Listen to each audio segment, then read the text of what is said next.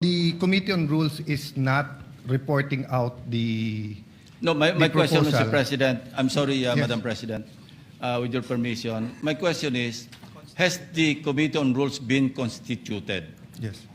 So, Madam President, the answer there is the same answer to the question of Senator Pangilinan and former Senate President Soto, that in accordance with Section 19, this is the same.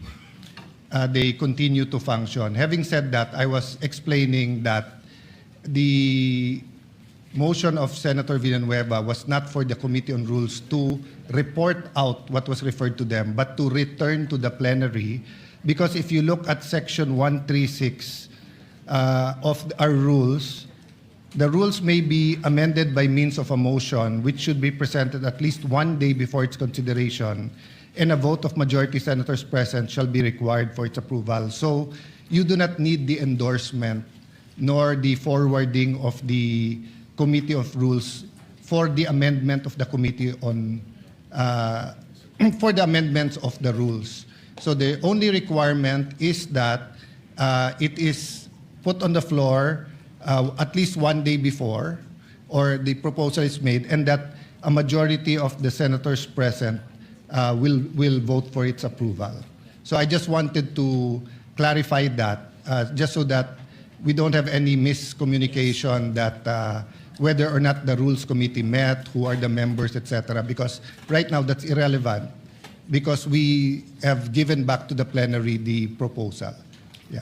Very clear. Thank you, Senate Madam President. President, Senator Lacson's recommendation. does it mean that we are now disregarding the committees of the Senate? So the committee chairman or the chairman of any committee, including the Rules Committee, may just report out any motion or any resolution referred to it in plenary, and then just, it is within his power to just report it out by himself without any deliberation in the committee, without any committee report. Is that the new rule now, Mr. President, Madam President? It is Madam clearly... There's no new rule. I read the rule. Yes. Senator Lacson is referring to resolutions or And motions. communications or anything referred to the Committee on Rules. We're talking about a motion to amend the rules. We had the option of taking it up, but since everyone asked for one more day, it was given to the Committee on Rules. The Committee on Rules has an option to take it up, but the acting majority leader or acting chairman of the committee gave it back to plenary, and the plenary is more, how do I put it? Supreme, thank you, Senator Lacson, over the committee. So we didn't disregard the committee. It is our choice from the start whether we want to give it to the committee or not. So when we give it, so for example, I have a motion now to to extend the session to June 12 instead of June 5. That can be given to the Committee on Rules, or upon coordination with the House, the plenary can decide it directly, or we can give it to the Committee on Rules, and after he talks to the House of Representatives, he can even report it out, or he can easily, legally, morally, just say that I am tossing it back to the plenary, which is what's happening today. Thank So you, it's not a Madam new President. rule. That is assuming that there was no referral. But in this case, and I'd like to invite the attention of the body to Journal number 62, dated May 11, 2026. And if I may read the particular portion of this journal, proposed at 6:25 p.m., the session was resumed. Proposed amendment to the rules of the Senate. Senator Marcoleta proposed an amendment to Rule 14, Senate sessions of the rules, by inserting a new paragraph C under Rule 41, which reads, A or C, allow a senator for justifiable reasons to attend and participate in the session through teleconference, video conference, or other reliable forms of remote or electronic means using appropriate information and communications technology. Now, here's the portion, Mr. President. Madam President, while expressing no objection to the proposal, Senate President Cayetano A. suggested giving the Committee on Rules time to discuss the matter. Now my question is, was there any discussion by the Committee on Rules? Apparently, there was none, because it's now being reported out by the acting majority leader without consultation with any of the members. And by the way, Madam President, wala pang Committee on Rules eh. I believe that it was mentioned, and I will reiterate from my understanding that there was no Committee on Rules meeting because that motion is reverted back to plenary. Madam Meaning, Chair. we are not ignoring the fact that, of course, committees must hold meetings, but this particular motion is being referred back to plenary. And may we just put on record, it says in Rule or Section 136, the rules may also be amended by means of a motion which should be presented at least one day, and we're complying with that, before its consideration, and the vote of the majority of the senators present in the session shall be required for its approval. I believe that is what the Senate President had explained. Evidently, Madam President, action was taken. And the action was to refer it to the Committee on Rules since the position of Majority Floor Leader was vacated. So how can the committee properly function in the absence of a committee of the committee members? As Madam the Chair. Senate President Madam Chair. had stated, Let me finish, there is Madam a rule President. of a continuing operations of the committee, But they while were the new head vacated, has Madam not President. Walang members ang Committee on Rules. So we cannot invoke continuity because we vacated all committees, all positions, including the members. And may I invite you to Section 24 of our rules, Madam President. The committees shall hold meetings to discuss, decide, and submit a report on all matters transmitted to them. This was transmitted to the Committee on Rules. So the committees shall hold, including the Committee on Rules, shall hold meetings to discuss, decide, and submit a report. There's no report, Mr. President or Madam President. Madam President. So we're violating our own rules. We recognize Senate President Yeah, Kim. Mr. President, the chair already made the ruling, and it's not appropriate to argue with the chair because, as explained to Senator Lacson, the committee did not report it out. He read the journal of May 11, but he did not read the motion of Senator Joel today. His motion today was pursuant to Rule 136 of the rules, a motion to amend the rules, meaning if Joel was no longer the majority leader, if I was the majority leader now, or even an ordinary member, that motion was carried. No one objected that we take it up. Because, Madam Chair, we're bringing it back to plenary. So natural po, walang discussion sa Committee of Rules. Kasi wala naman po sa rules natin na kailangan i-discuss sa Committee on Rules. We did that on May 11 so that everyone will have an opportunity to study the rule. It's a very simple amendment. So we should go to the discussion of the amendment if anyone is objecting to the amendment. But definitely, the right to propose an amendment is a right guaranteed by our rules. Senator Marcoleta has an amendment. We should go to discussing the merits or demerits of having that rule. You already ruled that it is proper for the plenary to take it up. So may I request or move that we, if there are any objection, we discuss their objection. I'm objecting. That's the effect of my manifestation, Madam President. I'm objecting because I'm invoking Section 24 of our rules. And as I read into the records, the journal of May 11, 2026, na-refer po ito sa Committee on Rules. And there was no discussion. Action was taken actually by this body. Then, Madam Chair, if there's an objection, may I move that we divide the House?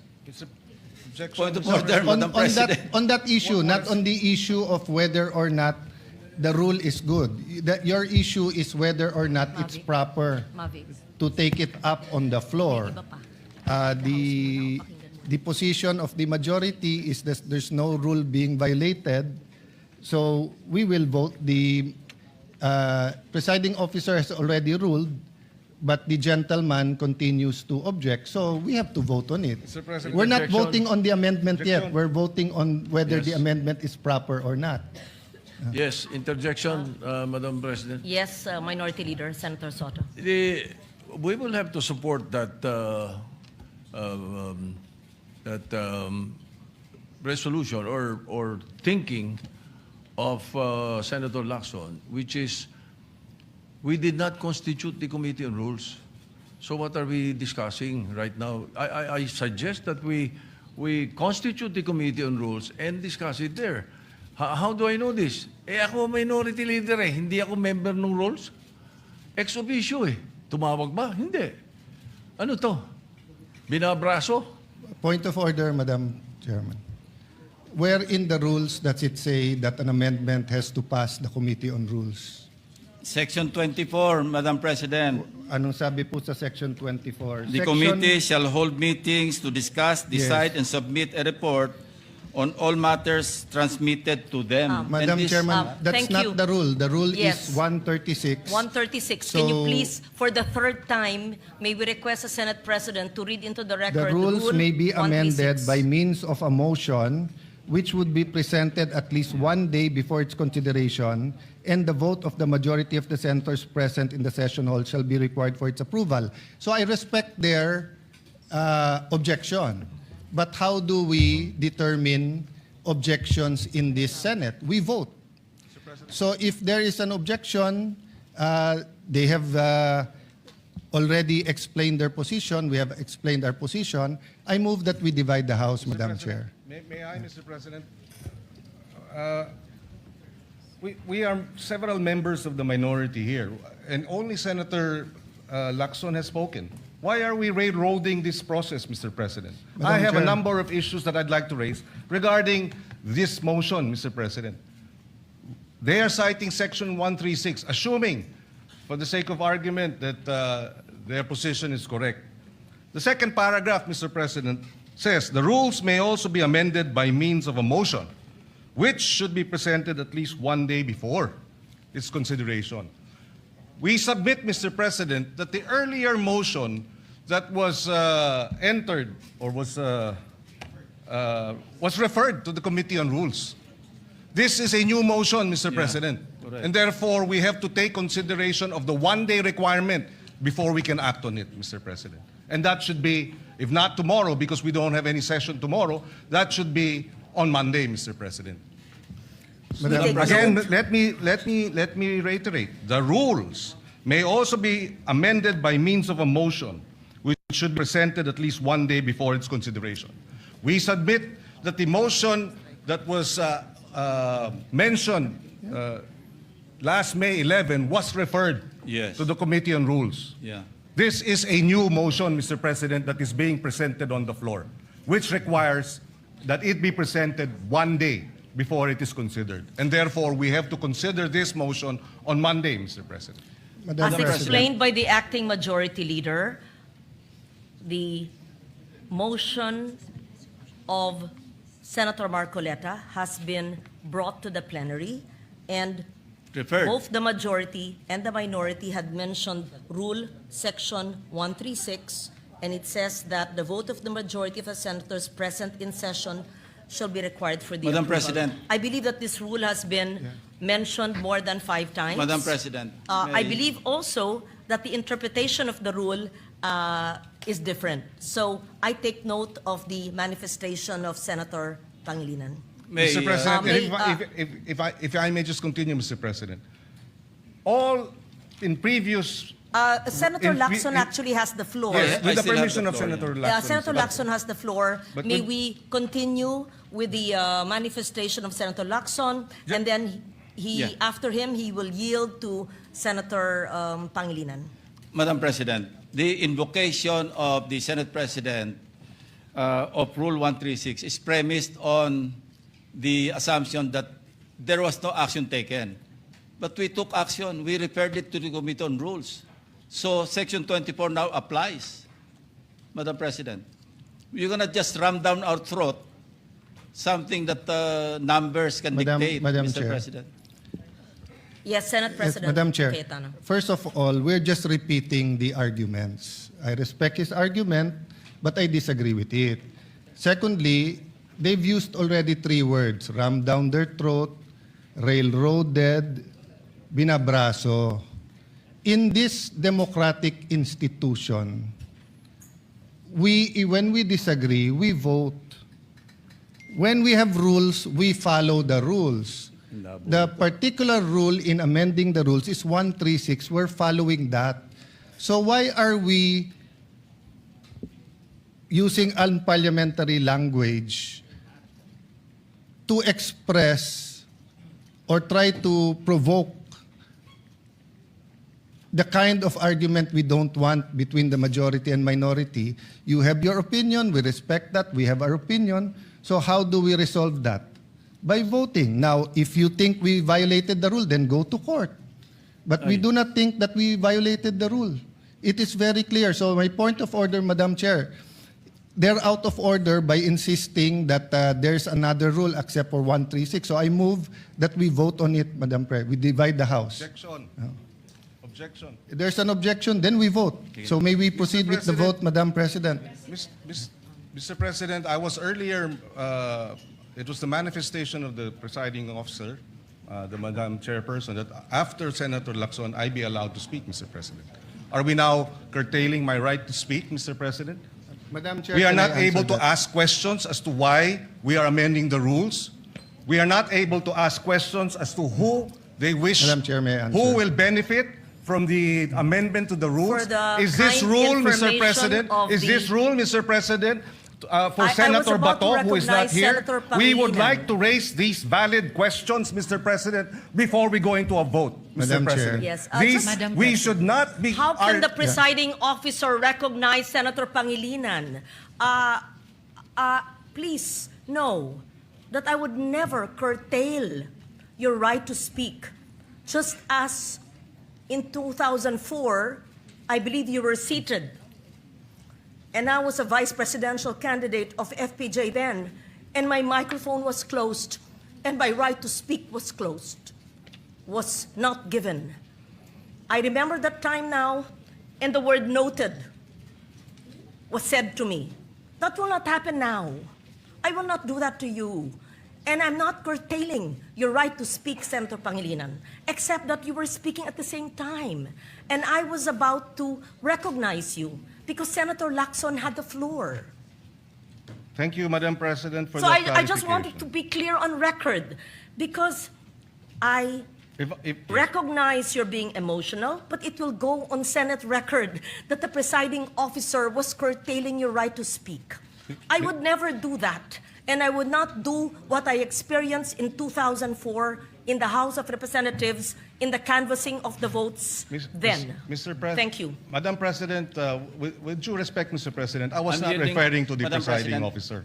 I'm yielding the floor to Senator Pangilinan. Yes, thank you, you. Senator Lacson. We recognize Senator Francis Pangilinan. Yes, Mr. President, and allow me to clarify, Madam President. I was not referring to the presiding officer in terms of the curtailing of my right to speak and to raise questions, Mr. President, because it was the Senate President who was moving to divide the House, Mr. President, without sufficient debates. Mr. President, this is the first time I'm going to experience this in a long time wherein debates are now being curtailed because there's a Since you're motion not to being divide the curtailed, House. we would like to hear your objection to the motion. Thank you. Mr. President, there are a lot of questions that have to be raised as to why this amendment to the rules is being undertaken at this time. Precedent provides, Mr. President, that when we amend our rules, we do so by way of resolution. We do not have that resolution now. In fact, Mr. President, a total 48 amendments of our rules all went through resolutions. This is the first time after 48 amendments, Mr. President, that we do not have a resolution so that we can Point vote of order, Madam Chair. and amend the rules properly, Mr. President. Point of order. Point of order takes Yes, precedence. Senate President. Point of order takes Yes. precedence. First over of all, everything else. I hope we learned our lesson. Senator Pangilinan already apologized to Senator Padilla, then now you're shouting at us. No? No, the record will show. Nakatape naman eh. Ang taas-taas ng boses nyo eh. Di ba? You were shouting at kaya nga hindi magkarinigan. Now, what's my point of order? We are not discussing the merits yet of the amendment. No one's curtailing your rights because wala pa tayo dun eh. Ang pinagbobotohan natin ngayon, kung pwedeng i-take up sa floor o hindi. Yun ang itina-take up natin. And the arguments have already been laid out. And Senator Pangilinan and I were together in 2009 where we had debates here where Senator Enrile did not even allow amendments. And then we voted. It depends on every issue, Madam Chair. There's no specific rule of the amount of time. I was asking the gentleman about certain issues in one resolution. He refused nga for further interpellation and said it's time to vote. They were the majority. So, Madam Chair, we're here. We're willing. Senator Marcoleta is ready to take questions. Ang pinagbobotohan lang po natin ngayon, simple lang. Whether or not we can take, whether or not the proposal to amend the rules is in order. Yung pa lang ho. Yung specific amendment, sino magbe-benefit, paano magbe-benefit, etc. We support the right of Senator Pangilinan to ask questions, pero wala pa tayo dun eh. So, again, may I raise the previous question, Madam Chair, the point of order, the parliamentary reason. Go ahead. Be given the right Madam to speak. I am the President, movant kanina pa po here. ako nakatayo dito at I need to nagtataas ng speak kamay. because I am the movant. Senator Madam Redante President. Marcoleta. Thank you, Madam And then we President. hear Senator Risa Ontiveros. Thank you, Madam and Senator President. Problema Erwin natin, Tulfo. Madam President. Yes, The proceed. Senate President invoked Section 136, Paragraph 2. Kung babasahin po natin ito, Madam President, napakasimple lang. Ito pong Section 136, Paragraph 2, is a special provision in precisely amending our rules. In Section 24 po, this is a general rule. Kung mapapansin po ninyo, it presupposes that it will take up all the bills referred to that committee. General po yung function niya. 136, second paragraph, is a special provision. Sa principle po ng batas, yun pong special provision takes precedence over a general provision. Yun lang po, basahin po ninyo. Hindi nga po, it will not even take one day because this is not a new motion. Kung mapapansin nyo, ni-reiterate ko lang po ito eh. It was already moved last May 11 pa po. So that is even more than one day. So who is talking about one day here? Ang pinag-uusapan po natin, unless we respect Section 136, ang linaw-linaw po, it talks about the rules may also be amended. Diretso po ito eh. So this takes precedence over Section 24. Simpleng-simple lamang po ito eh. Madam President. Thank you, Senator Marcoleta. We recognize Senator Risa Ontiveros. Salamat, Madam President. Meron din po akong substantive na interpellation sa motion ngayong araw na nire-raise o itatalakayin ni Senator Marcoleta yung text na pinamudmod ni Senate President sa atin ngayong hapon. Pero una, gusto ko pong segundahan yung sinabi ni Senator Pangilinan. Bagong motion ito, Madam President. Bakit po? Sa ilalim ng Section 24, ni-refer yung unang mosyong binanggit ni Senator Marcoleta noon sa Committee on Rules. Ngayon kung sasabihin na ibinalik yung mosyong iyon, yung unang mosyon ni Senator Marcoleta sa plenary, sino ang gumawa nun? Dapat ang Committee on Rules. Na-initiate na po ang prosesong iyon alinsunod sa Section 24. Hindi pa nga po nako-constitute ang Committee on Rules. Wala pa nga pong minority contingent sa Committee on Rules. So wala pang body na pwedeng ibalik yung unang mosyon ni Senator Marcoleta sa plenary. Kaya ko sinusugundahan ang sinabi ni Senator Pangilinan. Ito pong mosyon na gustong talakayin ni Senator Marcoleta at pinamulong